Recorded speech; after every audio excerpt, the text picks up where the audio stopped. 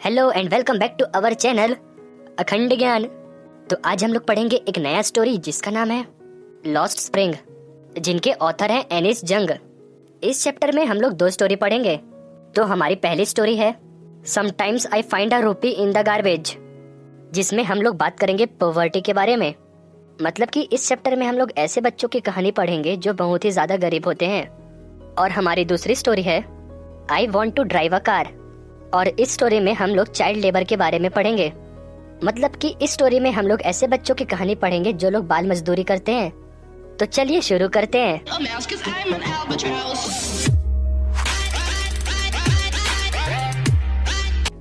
तो चलिए पहले स्टोरी स्टार्ट करते हैं। तो ऑथर हमें बताती है कि यह स्टोरी एक ऐसे बच्चे की है जो कचड़ों से कुछ न कुछ सामान निकाला करता था, और उस बच्चे का नाम था साहेब। तो ऑथर उस बच्चे को पूछती है कि तुम कुछ और काम क्यों नहीं करते? तो साहेब बोलता है कि मेरे पास इसके अलावा कोई काम नहीं है। फिर ऑथर साहेब को बोलती है कि तुम स्कूल क्यों नहीं जाते? तो साहेब बोलता है कि मेरे आसपास कोई स्कूल नहीं है। फिर ऑथर बोलती है कि अगर मैं स्कूल बनाऊंगी तो आओगे? तो साहेब बोलता है जरूर।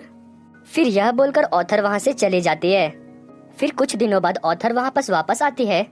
तो फिर साहेब उनके पास दौड़ते दौड़ते जाता है और उनसे कहता है कि क्या आपका स्कूल बन गया? तो यह सुनकर ऑथर को बहुत ही ज्यादा गिल्टी महसूस होता है, क्योंकि वो स्कूल नहीं बनाने वाले थे, उन्होंने सिर्फ साहेब के साथ मजाक किया था। फिर ऑथर को ऐसा रियलाइज होता है कि मेरे जैसे और भी लोग हैं जो इन गरीब बच्चों को वादा करते हैं और फिर मुखर जाते हैं। फिर ऑथर साहेब से उनका नाम पूछती है। तो साहेब बोलता है साहेब ई आलम। फिर ऑथर सोचती है कि काश इस बच्चे को इसका नाम का मतलब पता होता, क्योंकि जैसा उसका नाम का मतलब है वैसा लाइफ वह जी नहीं रहा है। उसका नाम का मतलब है लॉर्ड ऑफ द यूनिवर्स। फिर ऑथर देखती है कि साहेब के जैसे और भी बहुत सारे बच्चे हैं जो सुबह सुबह आते हैं, रैक पिकिंग करते हैं, फिर शाम को अपने घर चले जाते हैं। फिर ऑथर उन बच्चों में से एक बच्चे से पूछती है कि तुम चप्पल क्यों नहीं पहनते? तो बच्चा बोलता है कि मेरी मम्मी मेरे लिए चप्पल लेके नहीं आई। तो दूसरा बच्चा बोलता है कि अगर लेके भी आती तो हमें नंगे पैर रहने का हमारा यह ट्रेडिशन है। यहाँ पर बच्चों का कहने का मतलब यह है कि वे लोग बताना चाहते हैं कि वे लोग कितने ज्यादा गरीब हैं। तो यह सब सुनकर ऑथर को एक इंसिडेंट याद आ जाता है जो कि एक आदमी ने ऑथर को बताया था। यह कहानी उडुपी नाम की जगह की है। वहाँ पास एक पुजारी का बेटा रहता था और वह भगवान से प्रे करता था कि उनको जूता मिल जाए, और उसको जूता मिल भी जाता था। फिर जब ऑथर वहाँ 30 साल बाद जाती है तो देखती है कि वहाँ पास बहुत से बच्चे एकदम वेल ड्रेस्ड होते हैं, और वहाँ कुछ ऐसे भी बच्चे हैं जो भगवान से प्रे करते हैं और उनको मिल भी जाता है। फिर ऑथर सोचती है कि कुछ बच्चे साहेब की तरह भी हैं जिनको प्रे करने से भी नहीं मिलता। ये दुनिया भी बहुत अजीब है यार, जिसको बहुत ज्यादा जरूरत हो उसको मिलती नहीं है और जिसको ना हो उसको मिल जाती है। फिर ऑथर बताती है कि जैसे जैसे मैंने साहेब के बारे में जाना मैं सीमापुर आ गई, और फिर जब मैंने उस एरिया की कंडीशन देखी तो बहुत ही ज्यादा खराब थी। कह सकते हैं कि वह एक स्लम्प एरिया है।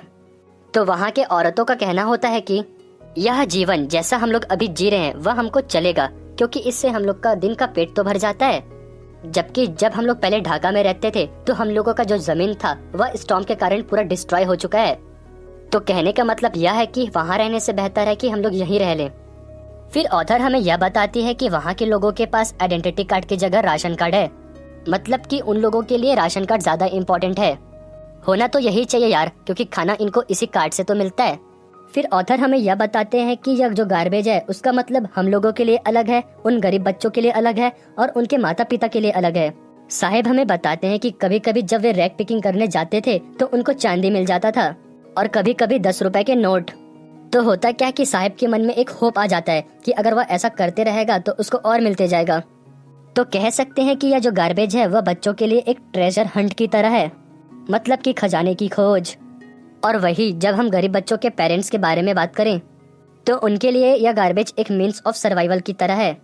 फिर कुछ दिनों बाद विंटर्स की बात थी। ऑथर देखती है कि साहेब एक क्लब के बाहर खड़ा हुआ रहता है और साहेब लोगों को आते जाते देखता रहता है। फिर ऑथर साहेब के पास जाती हैं। फिर साहेब ऑथर को बोलता है कि मुझे अंदर जाना अच्छा लगता है और कभी कभी तो गार्ड मुझे अंदर जाने दे भी देता है। फिर मुझे वहाँ टेनिस खेलने में भी अच्छा लगता है। फिर ऑथर साहेब के पैरों को देखती है तो साहेब अपने पैरों में जूता पहना हुआ रहता है। तो साहेब बताता है कि किसी अमीर घर के बेटे ने इस जूते को गार्बेज में फेंक दिया था क्योंकि इस जूते में एक छोटा सा होल था, तो मैंने पहन लिया। फिर अगली सुबह ऑथर देखती है कि साहिब मिल्क बूथ की तरफ जा रहा है और उसके पीछे एक स्टील कैनिस्टर है। फिर साहिब ऑथर को बताता है कि अब वह एक चाय के स्टॉल में काम करता है, जिसके उसे 800 रुपए मिलते हैं। फिर ऑथर साहिब से पूछती है कि क्या तुम इस काम से खुश हो। फिर ऑथर साहिब के फेस को देख के समझ जाती है। चेहरे से तो वह खुश था नहीं, लेकिन उसके साथ ही साथ उसके चेहरे से केयरफ्री लुक भी चला गया था। और साहिब अब खुद का मास्टर भी न रहा। पहले वह खुद के लिए काम करता था और अभी दूसरों के लिए। तो इसी के साथ हमारी पहली स्टोरी कंप्लीट हो जाती है। तो हमारी दूसरी स्टोरी है I want to drive a car. तो यह कहानी है फिरोजाबाद नाम के जगह के एक छोटे से बच्चे की, जिसका नाम है मुकेश। और उसकी पूरी फैमिली सिर्फ एक ही काम करती है, और वो है बैंगल बनाना। उनका कहना यह होता है कि उनको बैंगल बनाने के सिवा कुछ नहीं आता। फिर ऑथर बताती है कि क्योंकि वे लोग इतने सालों से बैंगल बना रहे हैं, तो अंधेरों में काम करने से उनकी आईसाइट बहुत ही कमजोर हो चुकी है। मतलब कि इतने सालों से अंधेरों में काम करने की वजह से उनकी आंखों की रोशनी अंधेरों में ज्यादा अच्छी दिखती है। फिर आगे जब ऑथर मुकेश के ग्रैंडमदर से बात करती है, तो उसकी ग्रैंडमदर बोलती है कि बैंगल बनाना यह हम लोगों के लिए एक ट्रेडिशन है और यह काम भगवान का दिया हुआ है, तो हम इसे नहीं तोड़ सकते। फिर वहीं पास बगल में सविता खड़ी रहती है। फिर ऑथर सविता को देखती है और सोचती है कि यही बैंगल्स इसके लाइफ के लिए बहुत ही ज्यादा इम्पोर्टेंट रोल प्ले करेंगी एज अ सुहाग। तभी उनके फैमिली मेंबर में से एक मेंबर बोलता है कि मुझे सिर्फ बैंगल बनाने आता है और मैं सिर्फ यही काम करता हूँ, और आज देखो मैंने यह घर बना लिया।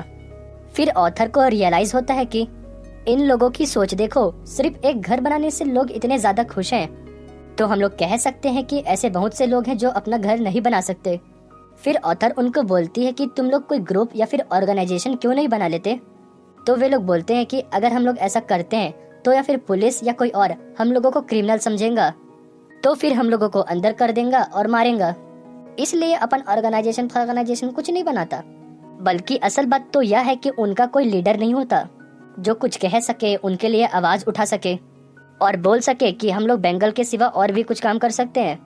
वे लोग ऐसा इसलिए नहीं करते क्योंकि उनके लिए 2 वक्त की रोटी और एक छत ही काफी है। लेकिन मुकेश बोलता है कि मुझे तो मोटर मैकेनिक बनना है, तो मुझे जब भी समय मिलेगा तो मैं गैरेज चला जाऊंगा और काम करना सीख जाऊंगा, लेकिन मोटर मैकेनिक तो बन के रहूंगा। तो हमारे पास यह स्टोरी भी कंप्लीट हो जाती है। तो जैसे कि हम लोग स्टोरी पढ़े, दोनों स्टोरी डिफरेंट है लेकिन कुछ चीजें कॉमन है, जैसे कि पॉवर्टी और चाइल्ड लेबर। तो चलो यहीं पर कहानी को खत्म करते हैं। वीडियो कैसी लगी कमेंट सेक्शन में बताना। अच्छी लगी हो तो सब्सक्राइब कर देना। मिलते हैं अगली वीडियो में। Bye bye.